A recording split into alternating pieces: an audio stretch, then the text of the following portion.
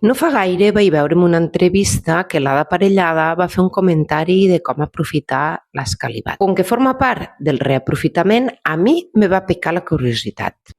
Netejarem les verdures, pelarem el cogombre, el pebrot verd, li traurem tot el que són les llavors i la tija del centre, això sol amargar. En quant a la tomaca, perquè quedi una miqueta més fina, li trec el peduncle, tot i que això ho triturarem. Començarem triturant l'all i les tomaques. Jo ho faig amb la màquina processadora perquè em queda més fi, i pels que no en tingueu, ja ho sabeu, amb un braç triturador. Seguirem amb el pebrot verd i el cogombre. Aquí tinc el meu pebrot escalivat, que per conservar-lo li trec tota l'aigua possible per evitar que en surtin fongs.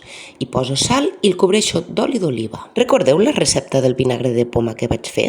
Doncs bé, ha arribat el moment de posar-li. També ficarem aigua i sal. No s'oblideu de provar-ho i rectificar. I el truc del vídeo, com no podia ser d'una altra manera, ho podeu colar tant manualment com amb el braç triturador. Us quedarà molt més fi. Faig bastant èmfasi amb el tema d'anar catant. És important que pugueu rectificar al vostre gust. A mi el vinagre m'agrada fortet i el que vaig fer em va quedar més aviat fluixet. Que bo! Boníssim. M'ha agradat molt, la veritat.